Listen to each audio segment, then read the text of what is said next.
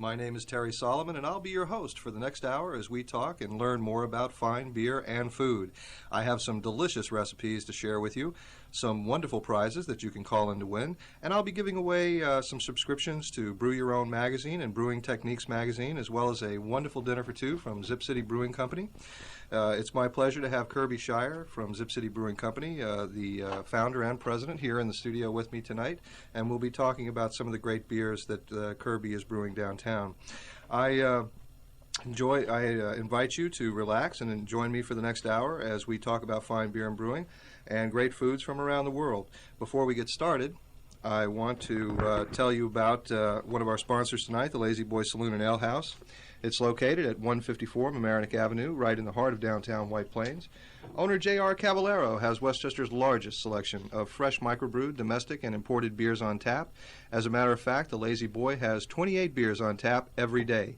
And if you can't find the taste, style, or flavor you want on tap, J.R. has personally selected over 250 different bottled beers for you to choose from. Make sure you stop by and tell J.R. and his staff that you heard about them here on the show and try one of their great beer samplers. Call the Lazy Boy for directions. The number is 914-761-0272. That's 914-761-0272. We're also being brought to you tonight by beer-net.com, the new cyber magazine of beer on the World Wide Web. And while you're there, be sure to check out the webpage for the Ale and Lager Examiner, which has a hyperlink. Once again, that's www.beer-net.com. We'd also like to thank the Jeffrey Reed Foundation in Bedford, New York, for their generous support, and Michael's Gourmet Foods in Scarsdale. I'll have Michael on just a little later, as a matter of fact. First, though, let me introduce Kirby Shyer of Zip City Brewing in New York City on 18th Street. Kirby, it's wonderful to have you here. How are you tonight? Not bad, Terry. Thanks for having me on. Thank you for coming, and thank you for bringing some wonderful beers and some other things with you. Talk to me a little bit what it's like to have probably the most well-known brew pub in New York City, certainly one of the oldest successful brew pub in New York City, certainly. Well, we are the oldest continually operating brewery in New York City. We opened up in November of 91, and this fall will be our 5th anniversary. And I don't know what it's like to be the oldest one in New York. I just know what it's like to be where I am. But I've been at it for quite some time, and it's gratifying to still be here and to be able to see the growth in the area.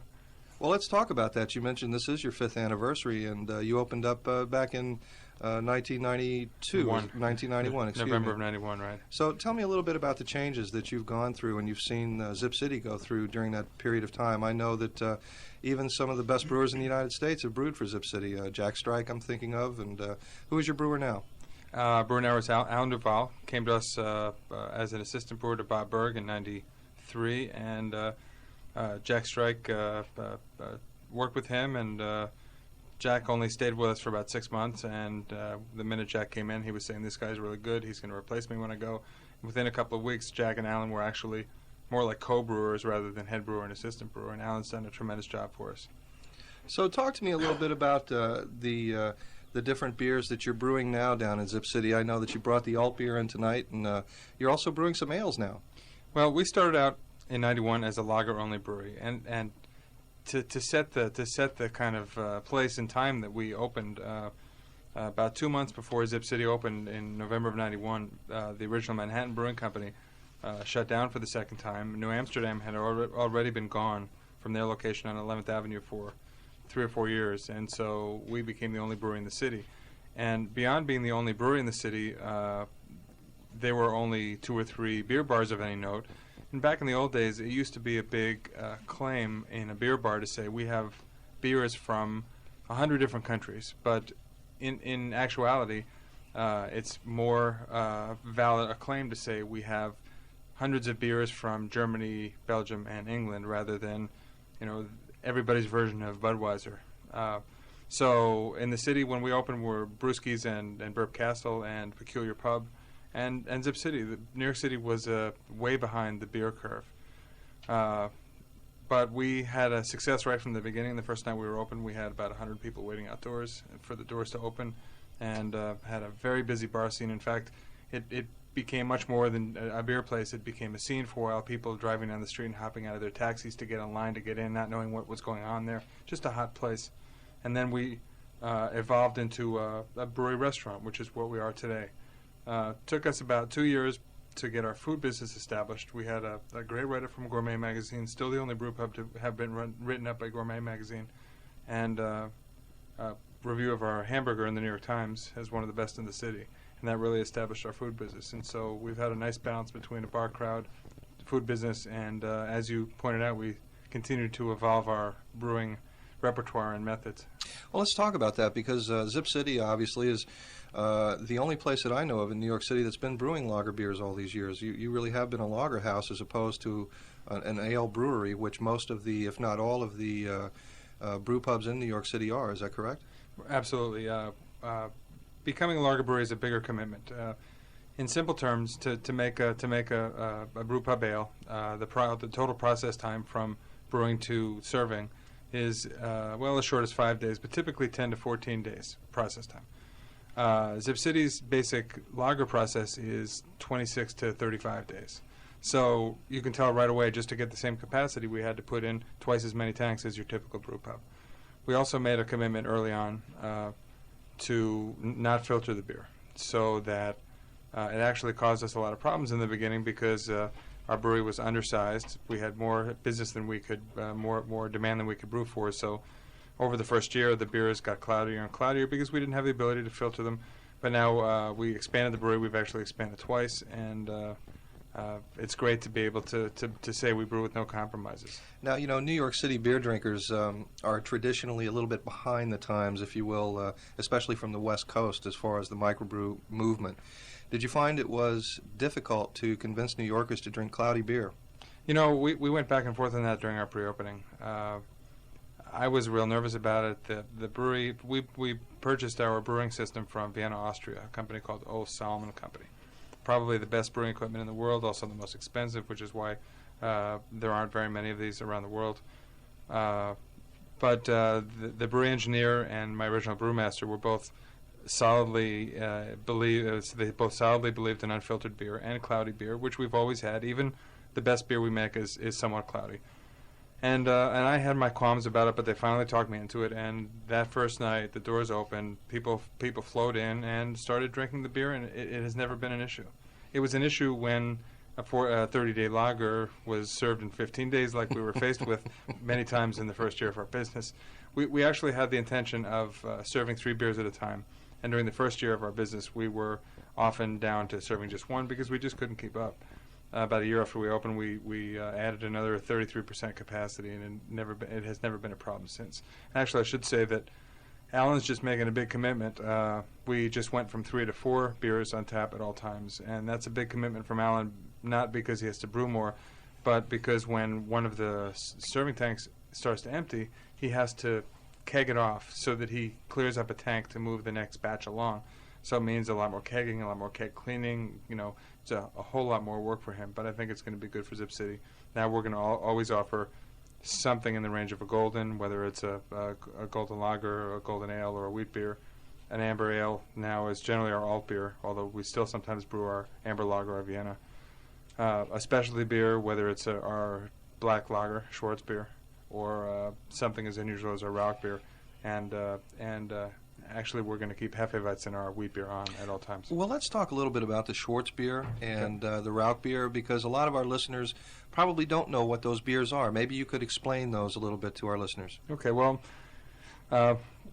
we've been brewing lager since '91, and every time we get a little tired, we go back to the brewing books and historical manuals, and we try and find recipes that might be fun to try and add to our repertoire. And actually, we started really with 4 different beers, and now we're up to about 20 that we brew in any given year. Schwartz beer, Schwartz means black in German, and it's black lager. One of our basic beers is a Dunkel, which is a dark lager, which is really a dark brown, a Munich-style lager. And it's never been a big seller at Zip City, and we always thought it was because the mainstream beer drinker in New York wasn't ready to drink dark beer because they were scared off by what they expected, having only tasted Guinness before. Mm-hmm. But interestingly, when we came out with the Schwartz beer this winter, which was darker, has a much more heavily roasted character than our brown, than our Dunkel, it blew out of there. So what we concluded was the Dunkel scared off the neophytes, but it didn't turn on the real beer aficionados. They wanted something of a bigger statement. So now I would say we're brewing 2 or 3 batches of Schwartz beer to every batch of Dunkel. Although, of course, after having brewed a beer for 5 years, it's still got quite a following. And what about the Raut beer now? Now, Raut beer is another type of lager, a specialty of Bamberg, Germany, made from smoked malt. We've only made 4 batches in the history of Zip City because the smoked malt comes from Germany. It's very hard for us to get. We don't have space for our own smoker. Like another brewery in Rockland County, Mountain Valley, on occasion smokes their own malt, makes their own Raut beer. But we brought over smoked malt from Bamberg, and the beer is intensely smoky. Doesn't have a strong hop character. Has a nice, big, rich malt body, but it has an intense smoky flavor. And I think the best description I ever heard of it was a beer in a Slim Jim in a glass. I think that's a pretty good. Yeah, absolutely. Let's talk a little bit about the different foods that you serve down at Zip City. We got away from that a little bit before, but I know that from when I interviewed you back in 1993, I believe, we were talking about yellowfin tuna chili, or yellowfin tuna chili, still on the menu. Still on the menu, which was a kind of a strange dish in my eye, right. But obviously very popular. Well, the concept of Zip City's menu, when we first opened, was to take very familiar dishes and play around with them, make them a little unusual in some way. And just about every dish, down to the hamburger, had some sort of an interesting twist to it. And what we found very quickly from our customers, the feedback we got, was that people didn't want us playing around with their basic dishes. So we serve a great hamburger, but the beer and onion relish that we served as a side just didn't go. We served calamari with hot pepper ginger sauce. Now this is an interesting one. Hot pepper ginger sauce. Everybody said, "Where's the red sauce? Where's the red sauce?" We heard that for over a year. So finally, we put a red sauce on, and then the customer said, and even a louder cry, "What happened to the wonderful hot pepper ginger sauce?" So we switched that one back. But the first menus were very ambitious. We wanted to make a statement right from the beginning that we were a serious restaurant as well as a brewery.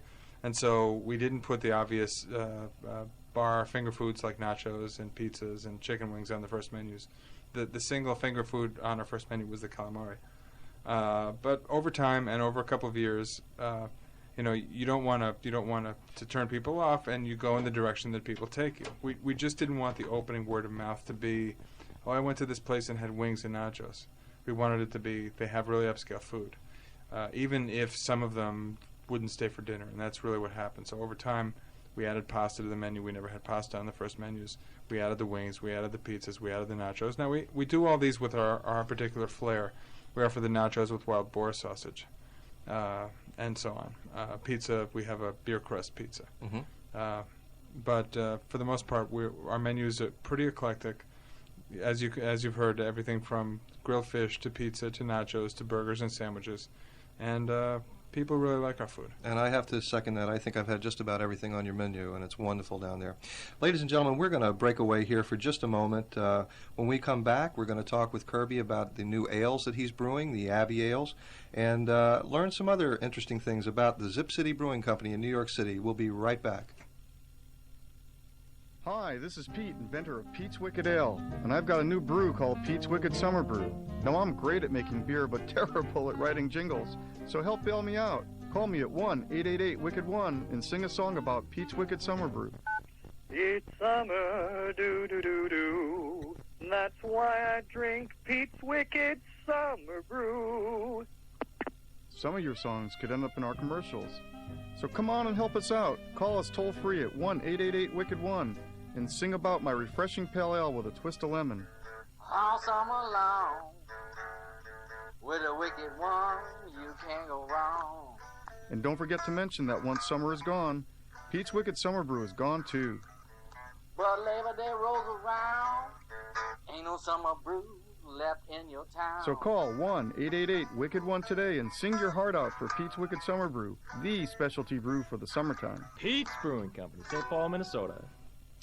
The Beer and Food Show with Terry Soloman, being brought to you by the Westchester Roadrunner, the perfect shop for all your running, swimming, and sportswear needs. The Westchester Roadrunner, 179 East Post Road in White Plains, New York. Call the Roadrunner at 914-682-0637. The Westchester Roadrunner, because if you like to eat, you're going to need to hit the street. Also being brought to you by beer-net.com, the new cyber magazine of beer. If you have a computer and are hooked up to the World Wide Web, I urge you to dial up www.beer-net.com and check out what you've been missing on the beer scene. While you're there, be sure to visit the Ale and Lager webpage at www.beer-net.com/alelgr.html. And, of course, the Lazy Boy Saloon, 154 Mamaroneck Avenue in White Plains, New York. Westchester's largest selection of beers on tap, over 28 beers on tap right now, and J.R. Cavallero, the owner, has just informed me that they're going to be bringing in a English beer engine, and they'll start serving cask-conditioned ales from both America and Great Britain in the very near future. They'll also be expanding that tap line. Once again, that's at 154 Mamaroneck Avenue in White Plains, New York. Their phone number is 914-761-0272. I want to give you the phone line number for the studio. I'd like you to call up and talk to Kirby Shyer about the different beers that he's brewing down in Zip City. The number here is 914-636-0110. Once again, that's 914-636-0110. We're going to be giving away dinner for two at Zip City. Kirby has brought down a beautiful gift certificate for dinner for two at Zip City. We'll be giving that away a little bit later on. We also have some books, The Good Beer Guide to New York by Timothy Harper, that were brought down by Steve Hindy, who was on our last show.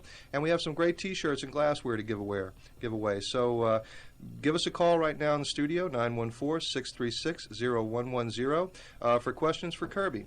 All right, Kirby, let's talk a little bit about this new Abbey Ale that you're brewing.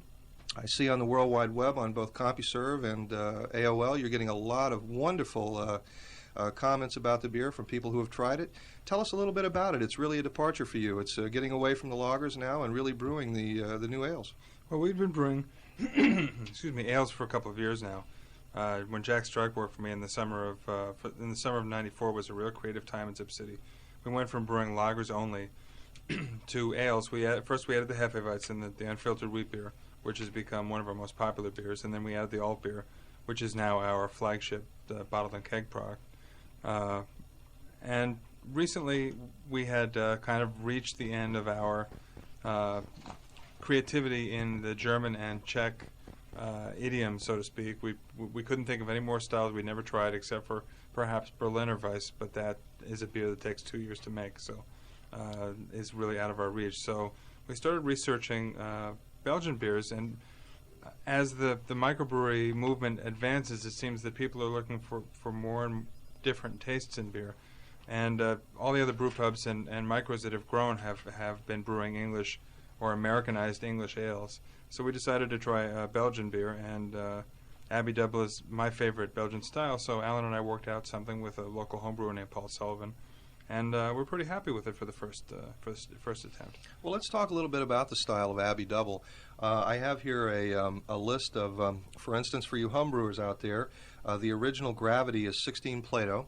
Is that correct, of the Abbey Double? That's right. The alcohol content is 6% by weight. What is that by volume, Kirby?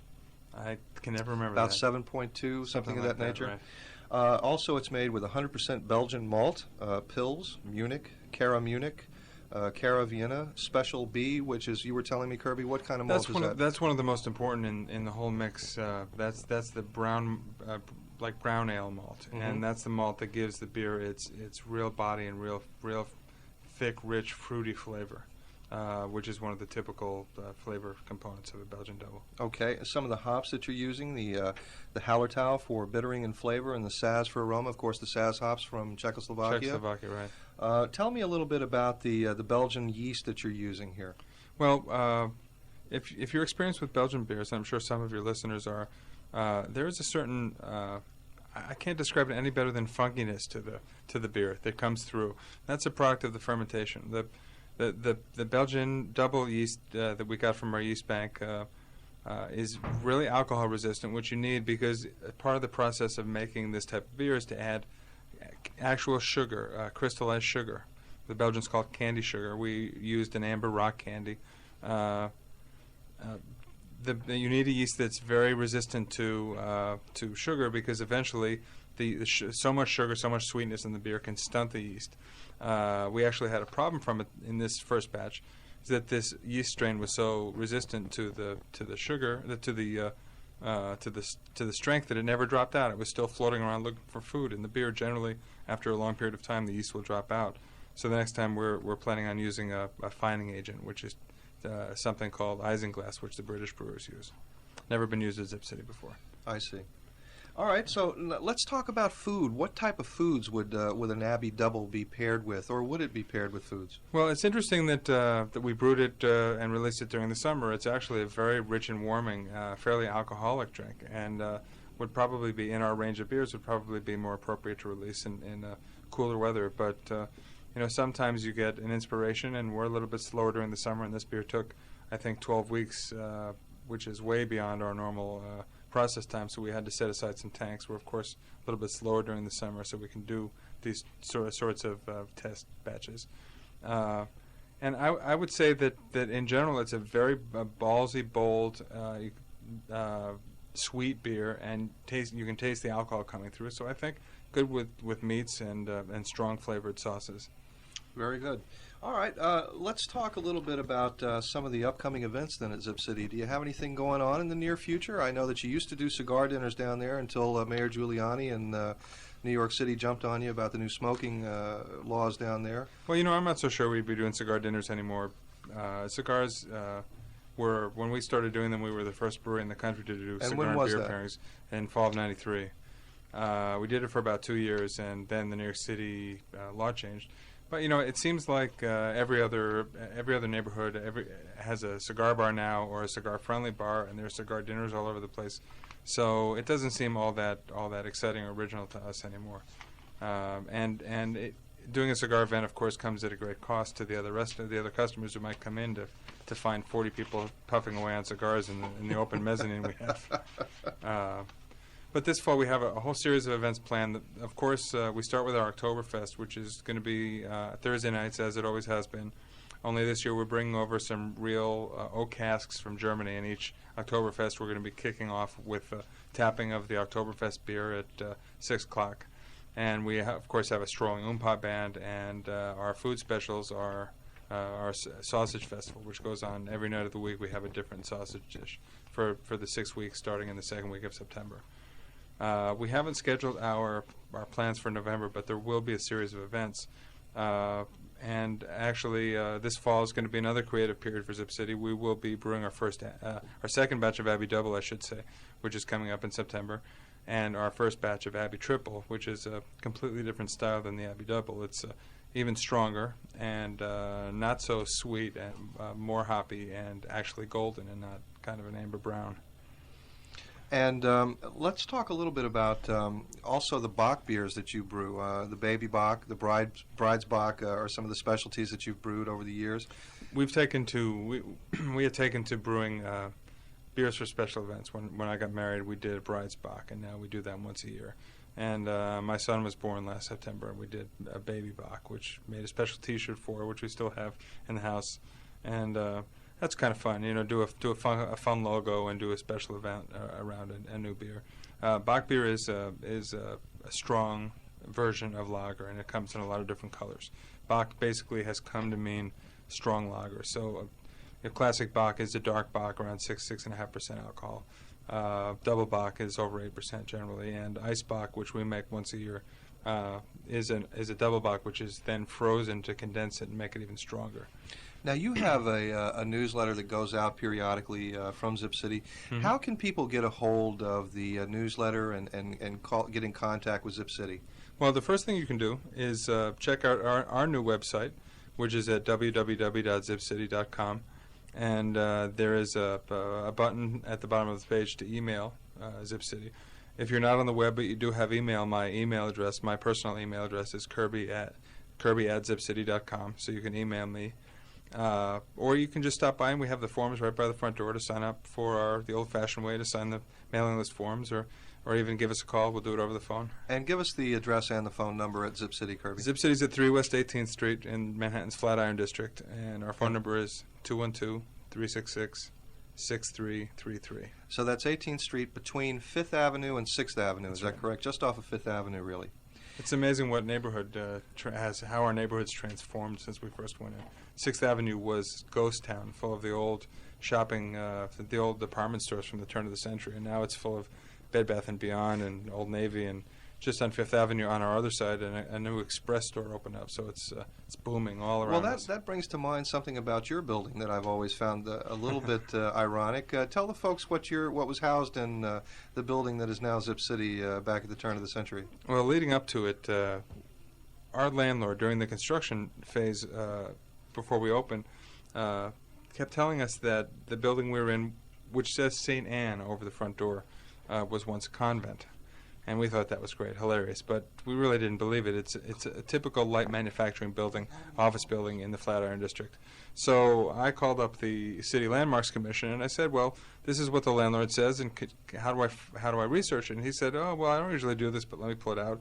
He says the building was built in 1895. He named the name of the architect. He said 1897, the National Temperance Society moved in. So I just about fell on the floor. That was perfect. They stayed there. There's another thing. They stayed there for 5 years. They were there from 1897 until 1902. And when we get to our 5th anniversary plus one more day, we will have outlasted the National Temperance Society at 3 West 18th Street. That's amazing. All right, ladies and gentlemen, I want to tell you a little bit about Kirby.